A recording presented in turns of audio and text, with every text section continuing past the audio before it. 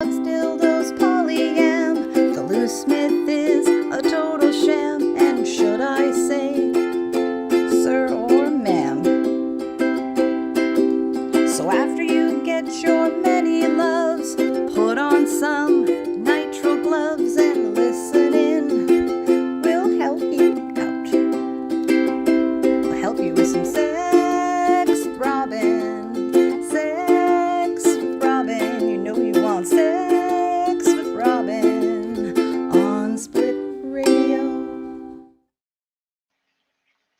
All right, everyone. Good morning. Happy Monday.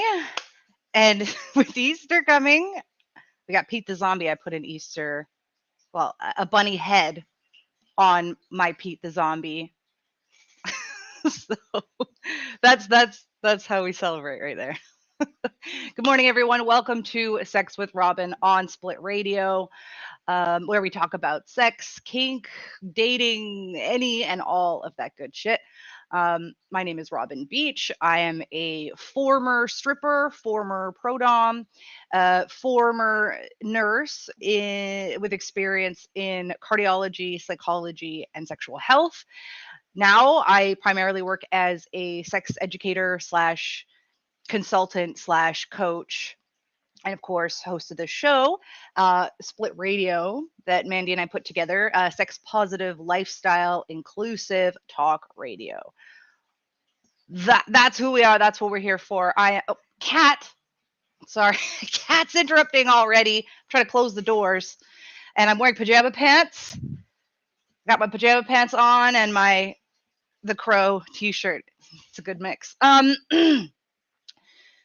I want to just say and acknowledge that I am airing from the traditional, ancestral, and unceded territories of the Coast Salish and Musqueam Indigenous tribes, colonially known as Vancouver, Canada. And my cat is going to keep interrupting, so that's cool.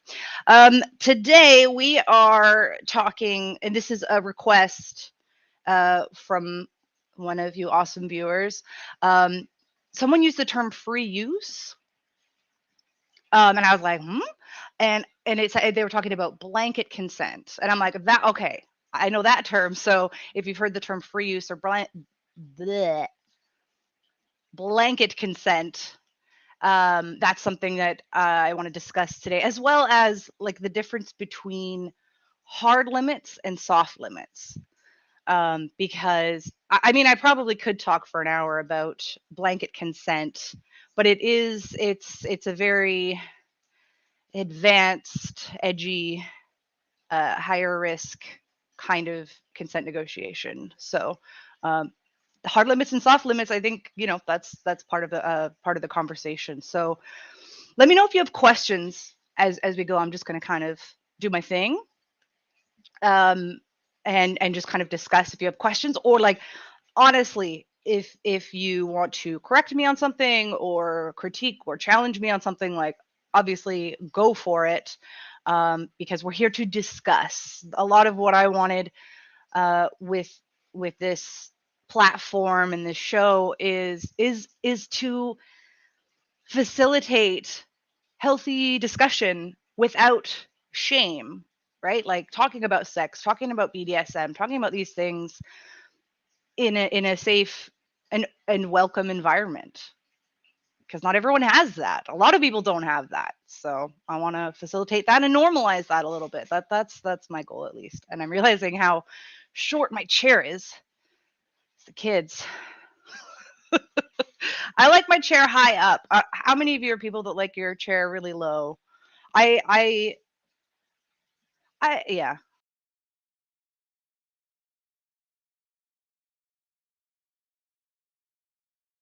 I like my chair connection issues. So if I'm freezing, I apologize. I'm receiving that notification on my end, and the computer stuff is trying to fix it. And I'm just going to hang out. Let me know if you can hear me all right. Throw your comments in the chats. And of course, this is live. What I do is live every Monday, 10 a.m. Pacific time, 1 p.m. Eastern time. But fun news, we're putting, I say we, Mandy and I right now are putting our shows, like the audio recordings, on SoundCloud and Spotify, and that's where we are now. I'm going to try to expand that more, so that people can listen podcast style, because that's been a request I've been getting a lot of people. They're like, I want to be able to listen podcast style to these episodes, and I'm like, hell yeah. I'm terrified because I'm not good at figuring that kind of stuff out, but I will do it. I will do it. So, okay. Blanket consent. Blanket consent typically means you can do anything. Obviously, like, that's big. That is big. It obviously depends what your relationship is like. Are you guys super kinky? Do you do really weird shit? If you're in a relationship where you know what kind of stuff you do already, like, it's all about discussing and negotiating consent, right? And here comes my cat. She is really wanting my attention. I wish you could see this. It's pretty funny. She's just insisting on just crawling on my lap. I'm trying to turn this so y'all can see.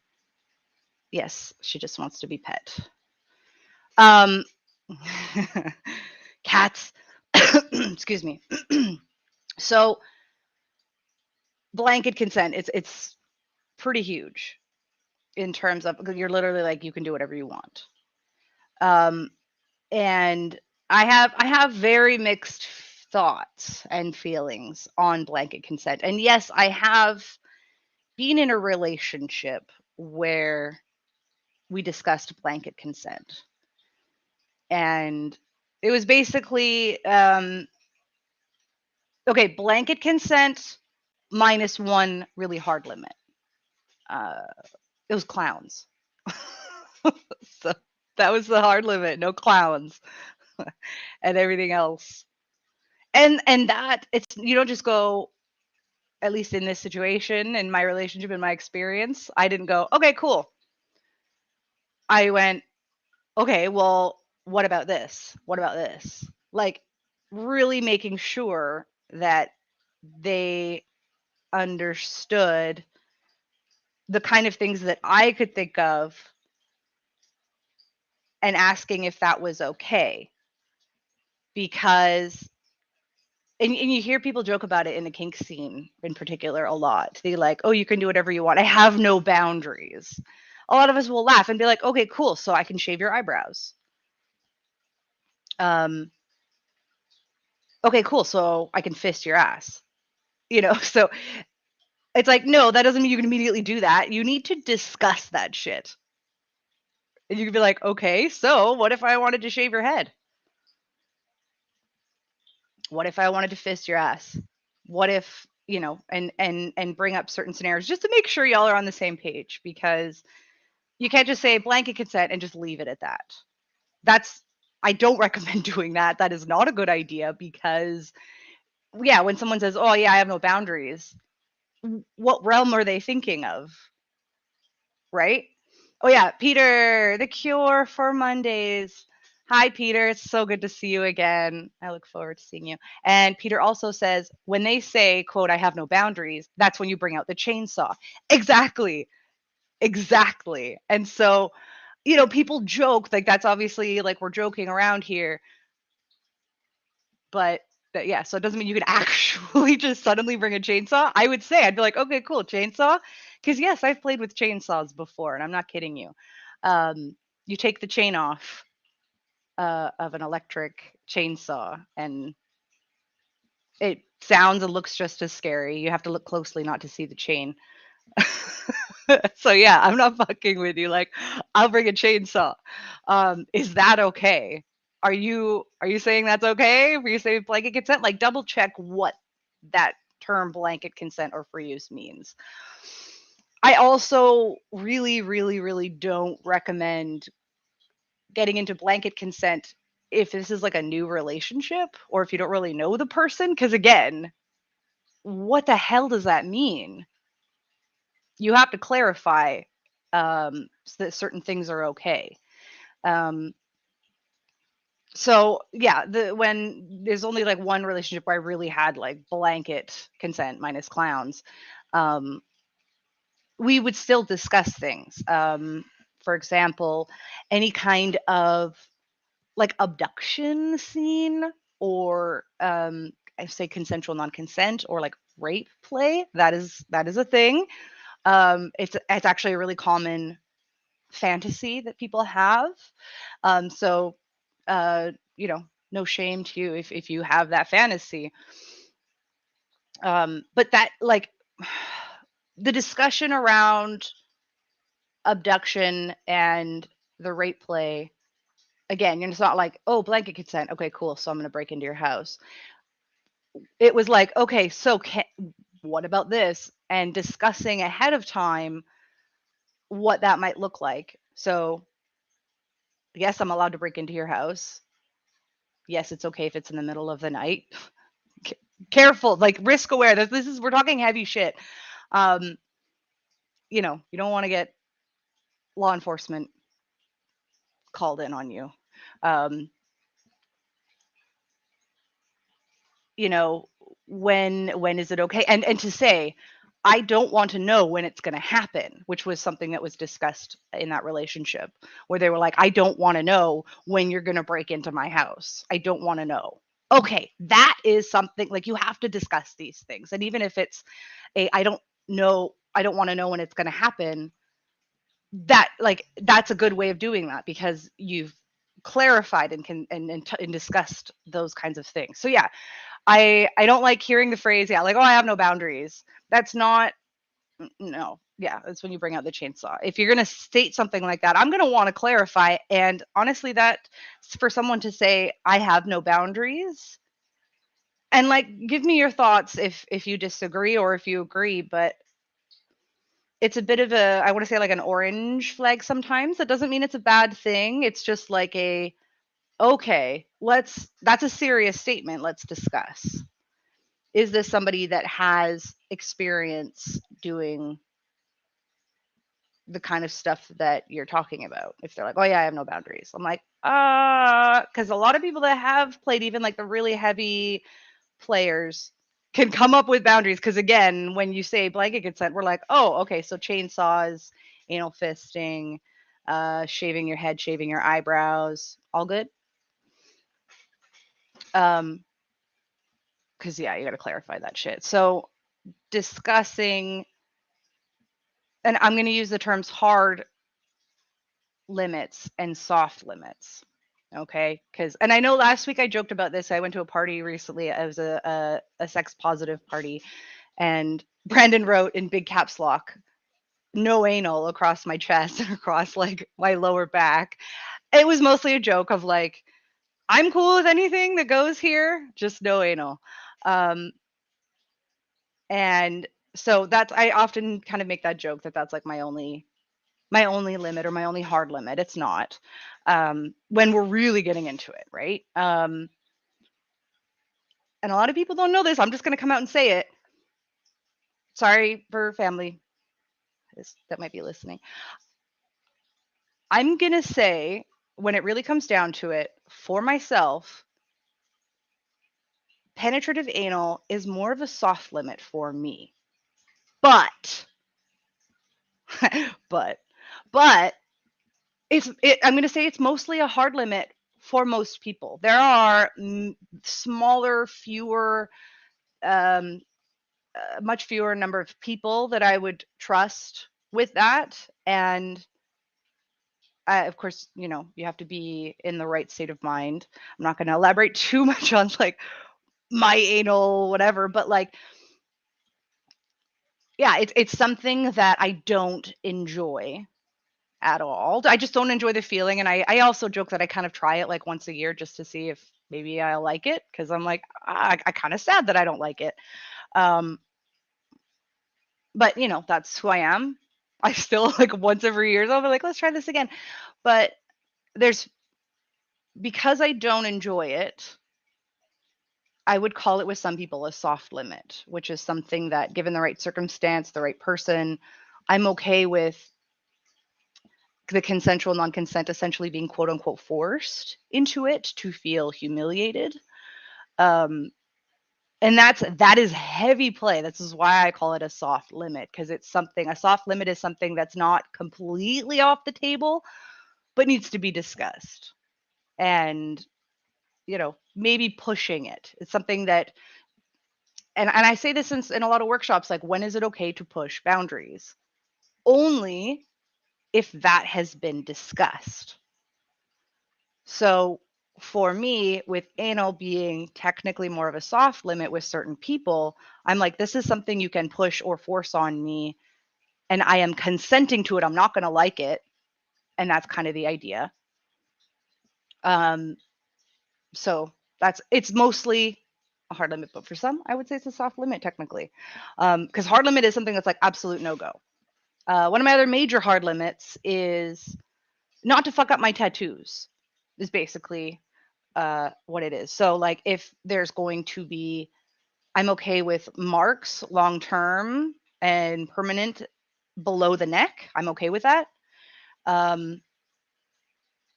But not on my tattoos. So if we're going to do any kind of like knife play or needle play or anything that's going to break the skin or cause scars, not on my tattoos, please.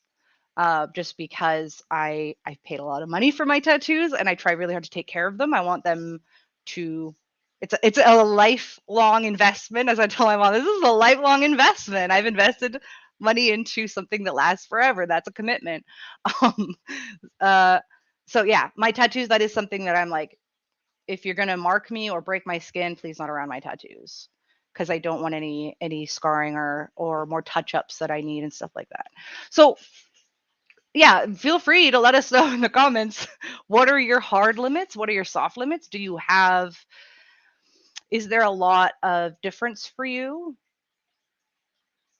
And these can change, of course. Soft limits can become hard limits, and hard limits can become soft limits. Like I said, anal for me kind of is a little bit in both. It's mostly in the hard limit category, but on occasion or with the right person, it's something that is more of a soft limit that can be pushed, given the right circumstances. So yeah, I'm also curious because the blanket consent or free use, as someone had mentioned last week, was the term. I hadn't heard that term as free use. I And that just might be a geographical area thing or like what your community is, because there's a million words for everything. I'm familiar with it as blanket consent, but free use, that's fair. Um, it just takes, you still have to discuss it. It's, again, I don't know if I could talk for an entire hour about this because it just comes down to that is something that needs to be discussed. I would not, like, don't take that shit lightly, because to say I have no boundaries is a really big fucking statement. And yeah, I feel like I don't even know if it's possible for someone to have like actually zero boundaries. That's actually a question that is something to discuss. It makes my brain tick a little bit because I'm like, I mean, it's important to have boundaries. It's healthy to have boundaries. I don't think that means it's unhealthy to have a blanket consent scenario. But even in the like one relationship where we really had used the term blanket consent openly with each other, there was still no clowns. Um, and we still discussed things like um, the abduction scenes and break-in scenes. And with negotiation, yeah, questions like, is crying okay? Is puking okay? Is calling me names, screaming for help? You have to discuss that. And there's still, even if there is blanket consent, there still needs to be a way to communicate if something needs to stop. And that is also very complicated and difficult, because it's not abnormal for someone that needs to stop. It's not abnormal for them not to be able to speak up or not to be able to communicate or express that they need to stop. And I've discussed this in previous episodes before. That's a question, and that's typically how I phrase it is, are you able to communicate if you need to stop? And to say, no, I'm not able to communicate that sometimes, because I can do, me too. There are times that I can go nonverbal. Um, although I personally, when I'm bottoming, I will tell people like I'm able to tap out. I can go nonverbal, but I'm still able to communicate in a double tap, which is universally like typically you're tapping out. Um, and if needed, we can discuss other ways. But there's so many reasons that people might not be able to express that they need to stop. And of course, the first one is that you go nonverbal, meaning like you're not able to form words properly. And that is due to, if you're going to Kink Fest, Portland this weekend, which I am, I'm presenting a workshop, which is basically the science of pain and hormones and endorphins, etc. You can get so high that you're literally high off of your own endorphins and hormones, and it can often look like you're drunk. It, funnily enough, even in labor and childbirth, in that world, I was reading one of the books about labor, and they call that state, they describe it just like that. You're literally high off of the same hormones like oxytocin, dopamine, endorphins, beta endorphins. You're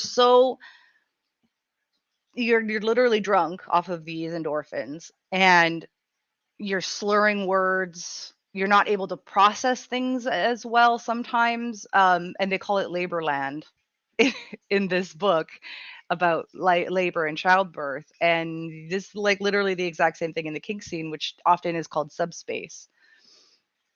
And that's for the bottom. When you're really, really, tops can get into a top space as well. It is a bit different. I feel like it's more like tunnel vision. But yeah, so not being able to just speak because your words are so slurred, or it's a lot for your brain. Don't ask the person if they want water, just offer them water. And if they take it, like asking them a question like, do you want water? They're not going to be able to answer that as well because they're drunk, not off of alcohol, but off of their own endorphins and hormones. That's just one reason people might not be able to express they need to stop. And hey, buddy, I'm still working. No, I'm keeping it closed to avoid noise. So I have the washer and dryer and stuff. I will come out when I'm done in about 30 minutes, okay? I know that's a long time. Why don't you watch a show and I will make you soup? Okay. I will be there in a bit, okay? I do need to finish work, all right? Okay. Yes, my young one is home again this week. I swear this is like the third cold he's had this month. He was doing great, back to school in the middle of the week, good weekend, and now he's all a big pile of mucus again. So I am stay-at-home mom again. But back to, what are some other reasons? Because I know there's a lot of reasons people might not be able to express that they need to stop. Another one is if again, if they're a bottom or an S type, a submissive type in this dynamic, it might be because they're so worried about upsetting or displeasing their top that they don't want to feel like they failed or they're a disappointment, that they couldn't do enough. And that can prevent someone from saying that they need to stop. If you're in a panicked or triggered state, you might be able to say you need to stop. You might not. I've dealt with a trigger where someone kept saying, it's okay, and it wasn't okay. But part of how they responded to a trigger was trying to convince themselves and everyone around them that it was fine when it wasn't. So, like, yeah, shit gets really complicated. So even if you have blanket consent, just I urge you, I plead, make sure you have a way of communicating the need to stop. That still needs to exist. And I would only really do it in a dynamic where you really knew each other well on a very emotionally intimate level and in a play level. Like I wouldn't just do that when I first started playing with somebody. I would want to play with them for a while, see what our energies typically are like, what kind of things we like to do. Is that compatible? Like that's important. It's everything.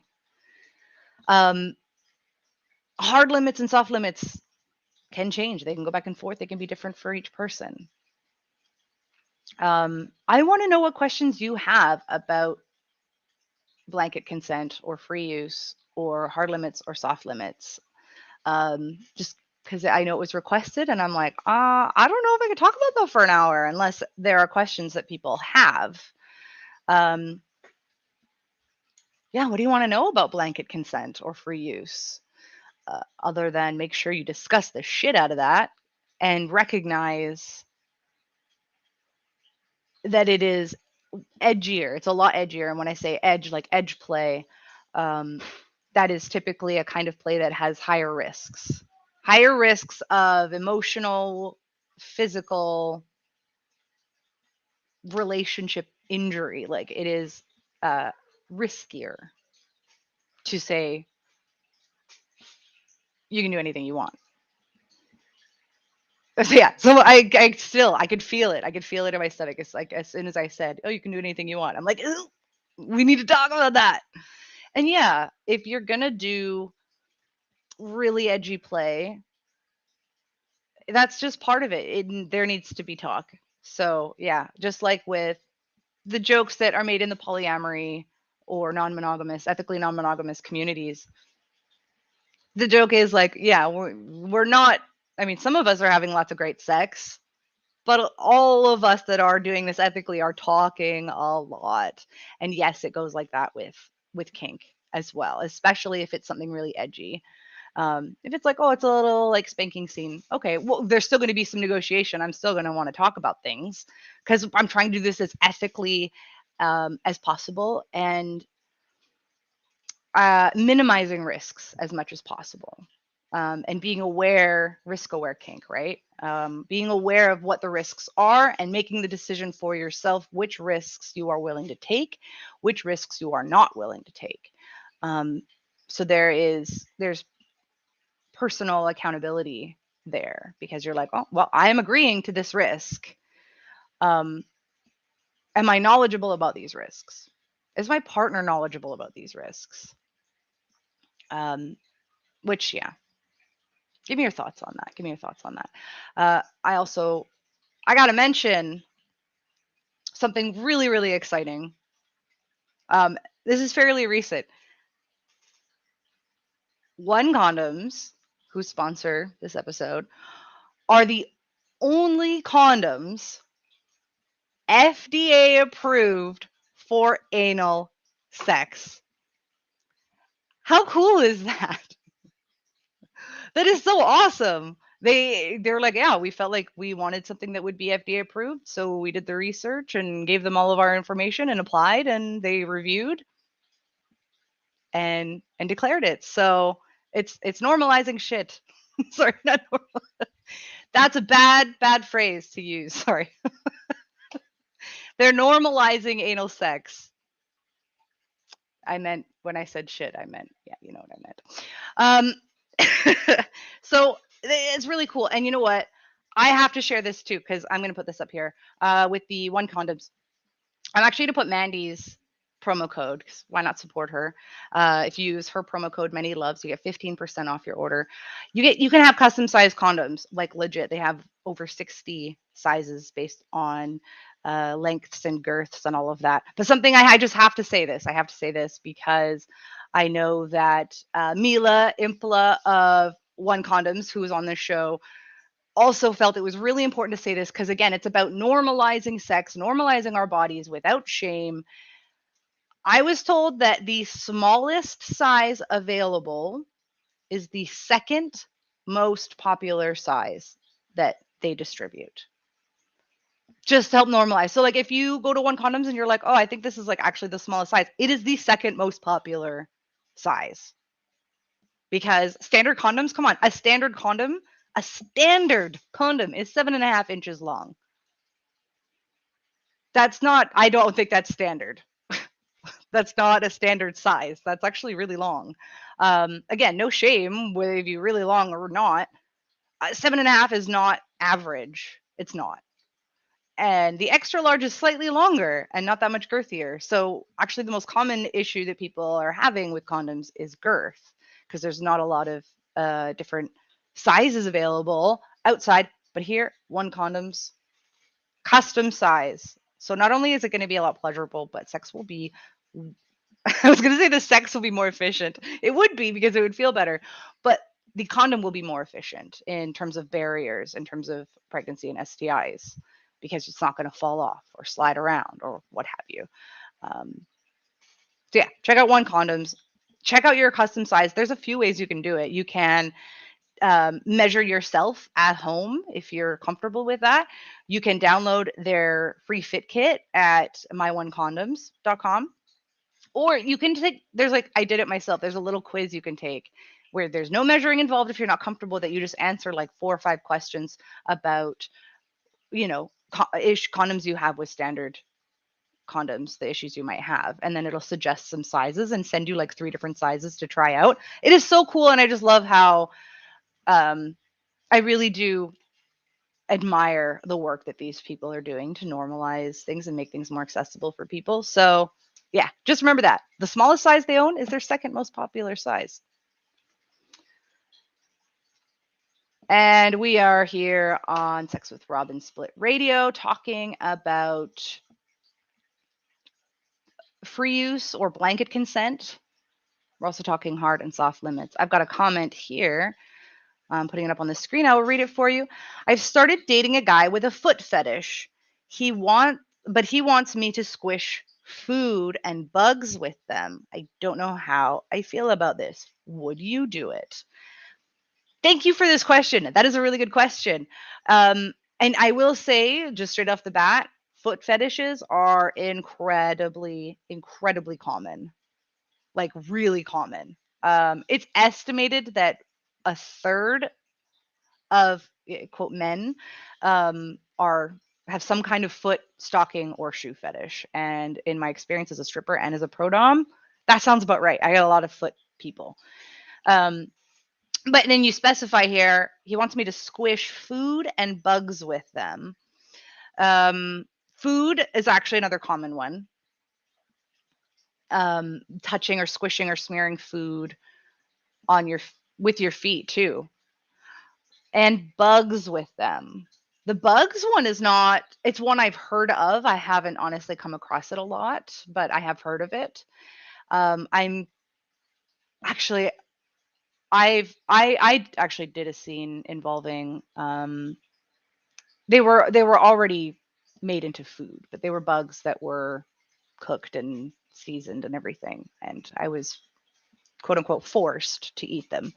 It was really fun actually. But are these live bugs that you're squishing, and how do you feel about that? Because it says you said here, I don't know how I feel about this.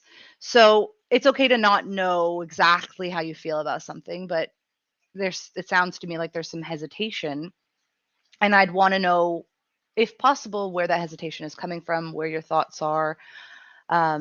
Is it specifically about feet? Is it about the food? Is it about bugs? Because honestly, and this, you asked me if I would do it.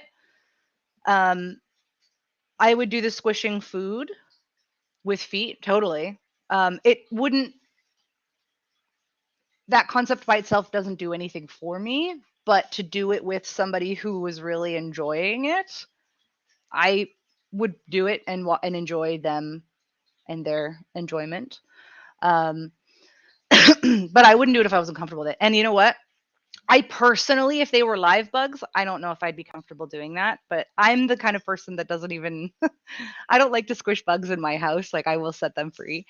I just pick them up and set them free. Bugs don't typically bother me. Um, but I don't know if I'd want to squish bugs. I That's just me. I'd feel sad about killing bugs. So I'm sorry. I'm not trying to laugh. I'm laughing at me that it sounds silly that I'm sad about the bugs. But you know what? I think that's valid. Feel free to chime in, others, and give your thoughts. So, yeah, personally, I'd be okay with squishing food and doing foot stuff, even though it didn't really do anything for me. I would do it and I would enjoy seeing how much the person enjoyed it. I don't think I personally would be okay squishing live bugs. It's something that I'd want to talk with my partner more about.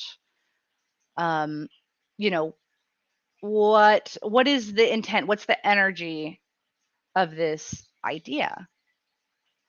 What is it you want to get out of this? Is it a sexual thing? Is it a, you know, talking more? And we've got another comment here from the same person. Honestly, I'm just really scared of bugs and I don't want to feel them smush, but squashing grapes, I'm okay with. That's great. And that's totally okay. You are allowed to have boundaries.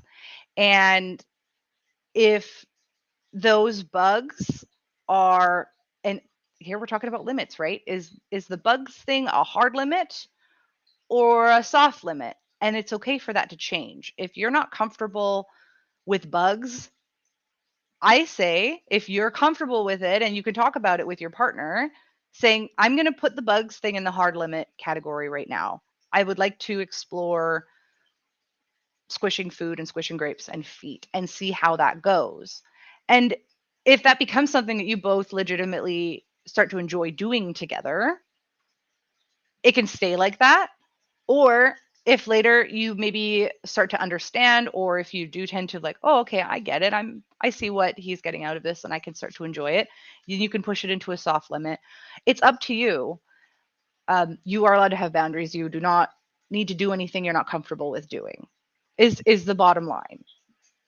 It doesn't have to do anything for you, but if you're like, yeah, sure, I'm okay squishing grapes, then you can give that a try and see how it goes.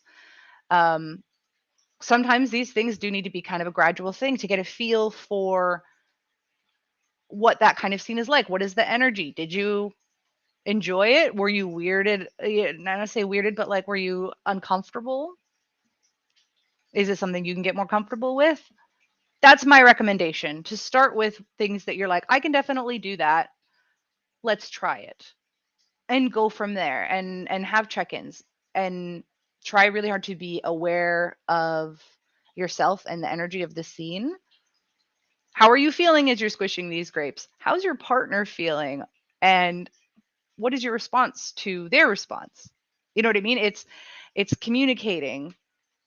There are lots of lines of communication. So if you're squishing grapes with your feet and your partner is having the fucking time of their life, that could be something that is enjoyable for you, watching them really enjoy it and you can get into it. And if you decide, if you do it and you're like, you know what, I was really uncomfortable,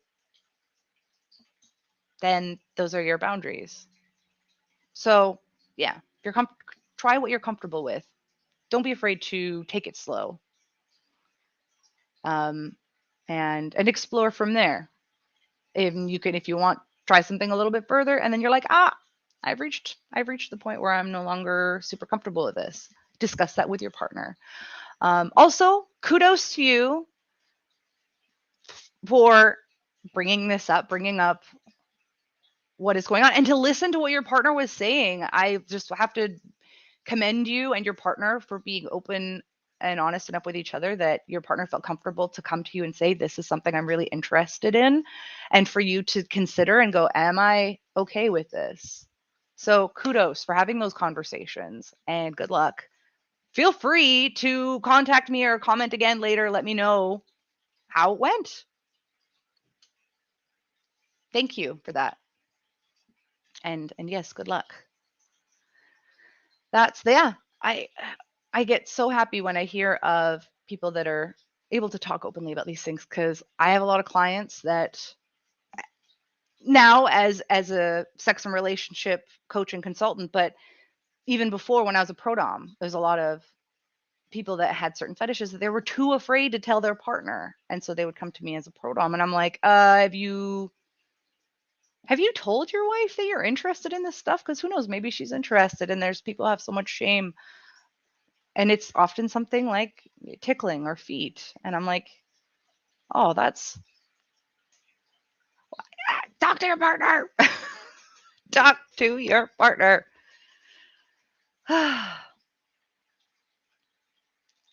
Oh, and they commented, okay, thanks. You're so welcome, and thank you. And yeah, good luck. I want to hear. You don't have to, but I'm like, I want to know how it goes. Yeah, good stuff. I do want to talk quickly about, let's just let you know what's happening for next week, because I am going to Kink Fest in Portland this weekend. I'm going to be presenting 3 workshops. Yes, the squirting workshop. That's one of my, by far, my most popular workshop. The pain processing for nerds, which I'm actually going to rename. I'm just going to call it the science of pain. It's very nerdy. It's very sciencey. And then what was the other one? I should know. I should know what I'm presenting this weekend. I've been working on my workshops and updating them, and I'm still, it's not in my brain. What is that other one? No, nope, it's not that one. Fuck, it's gone. I don't know. So that's this weekend. And yes, I'm going to be away on Monday. I've tried. I'm like tried to figure out a way for me to be able to do the show live next Monday, and I'm like, you know what? I don't think it's gonna happen. I'm gonna air one of my old episodes. Like honestly, right after I'm done this, I'm gonna schedule it and air like an old episode, so like a rerun. Does anyone have an episode that they really want me to air, like an old one that maybe they want to rewatch? If you don't, unless you want to request one, I'll tell you which one I'm doing. It's actually one that was really well received a long time ago when I was with BFM 109.6, and it was with my mom, my very conservative Christian mom, and myself, and how we've worked on our relationships, the goods and the bads, and how we still manage to work on our relationship today. It was really well received. People loved it. So that's the one I'm going to air instead of going live next week, because I'm not going to be here.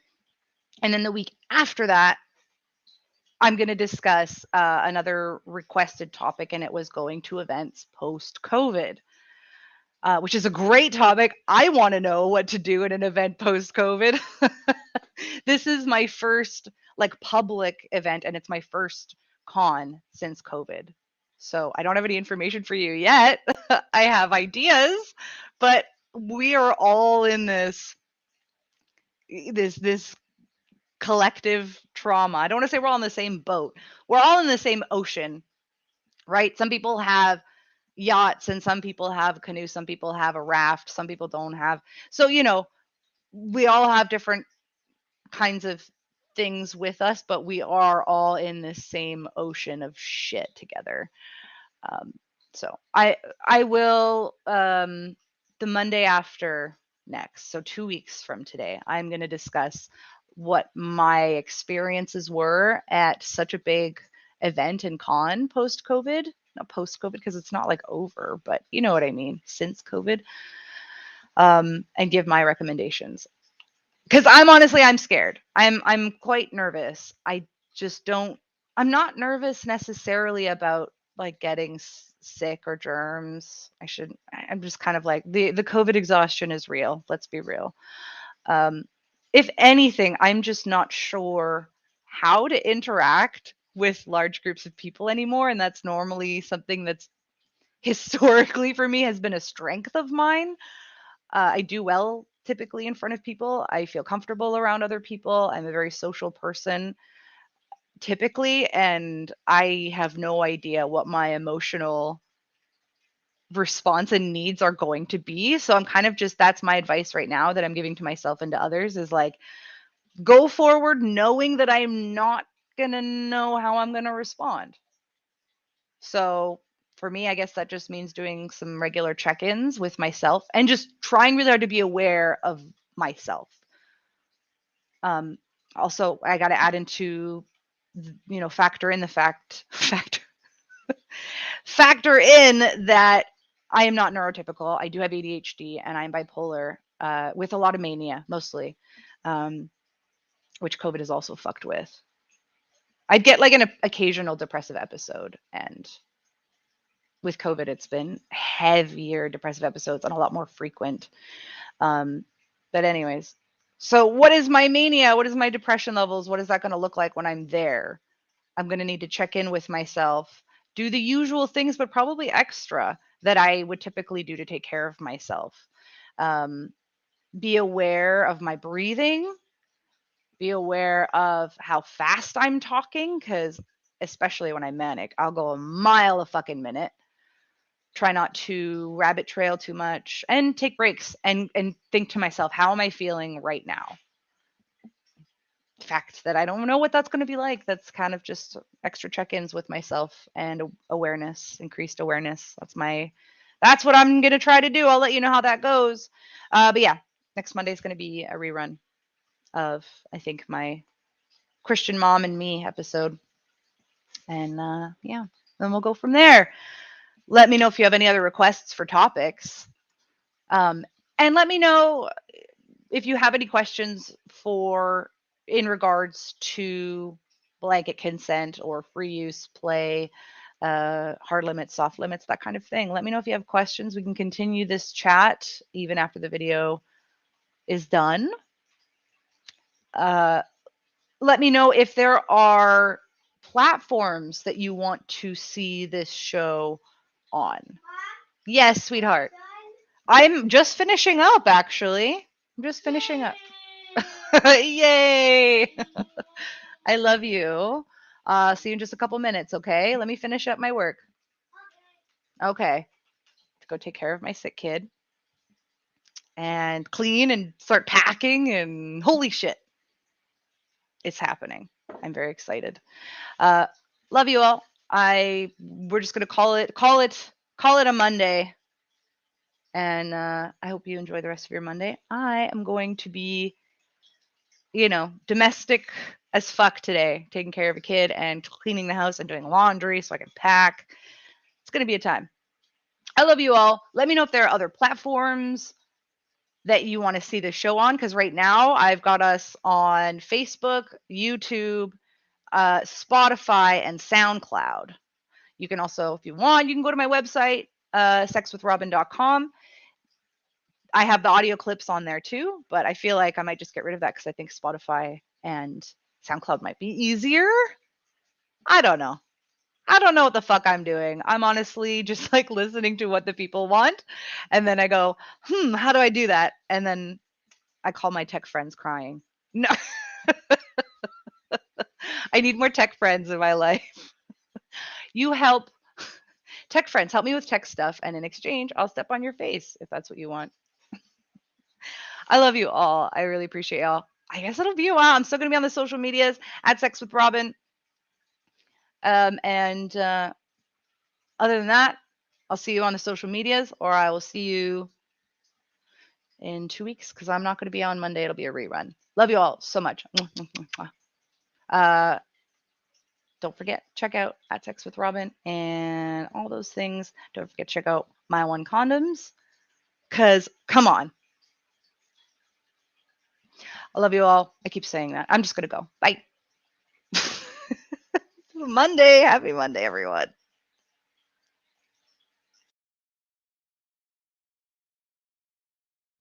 Butt plugs, dildos, polyam. The loose smith is a total sham. And should I say, sir or ma'am? So after you get your many loves, put on some nitrile gloves and listen in. We'll help you out. We'll help you with some sex.